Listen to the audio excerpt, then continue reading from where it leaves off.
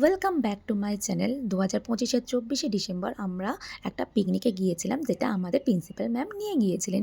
বলতে গেলে একটা ট্রিট দিয়েছিলেন। খুব সুন্দর জায়গা, ফলতার রিভার সাইড, যেখানে গিয়েই আমি দোলনা চড়তে আরম্ভ করে দিয়েছিলাম এবং ওখানে চারপাশ দেখে আমি ছবি তুলছিলাম। ভীষণ সুন্দর জায়গা, খুব শান্তশিষ্ট পরিবেশ, খুব ভালো লেগেছিলো এবং আমি আমার টিচারদের সাথে খুব আনন্দ করেছিলাম, অনেক ছবি তুলেছিলাম।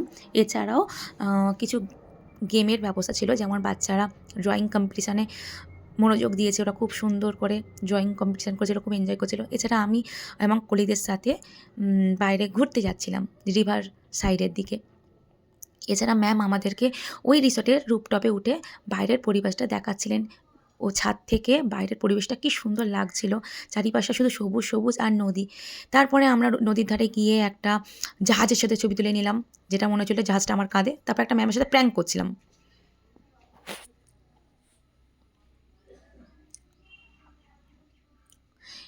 এরপর আমাদের জুহি ম্যামের মেয়ে কিছু স্টান্ট দেখাচ্ছিল, ও খুব ভালো ক্যারাটে করে।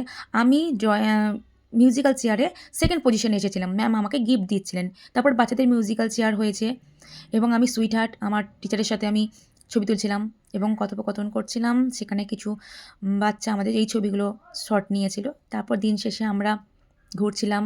ওখানে একটা বড় রহস্য আছে, একটা বড় টায়ার আছে, জানি না সেইটার হিস্ট্রি কী। তারপরে আমরা বাড়ি ফেরার সময় আবার একটা শট নিয়ে চলে এলাম। টাটা, বাই বাই, কেমন লেগেছে বলবেন।